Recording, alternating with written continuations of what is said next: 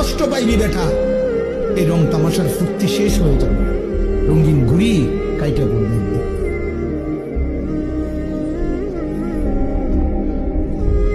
রঙিন ঘুড়ি একদিন কাইটা পড়বে, এই চুলের পেখম একদিন কেউ দেখবে না। এই যৌবনের অহংকার দোস্ত কেউ দেখবে না। এই দেখতে দেখতে ফুরায় যায়, দেখতে দেখতে হারায় যায়, দেখতে দেখতে হারায় যায়। এই জন্য দোস্ত এটা ফিকির করা উচিত।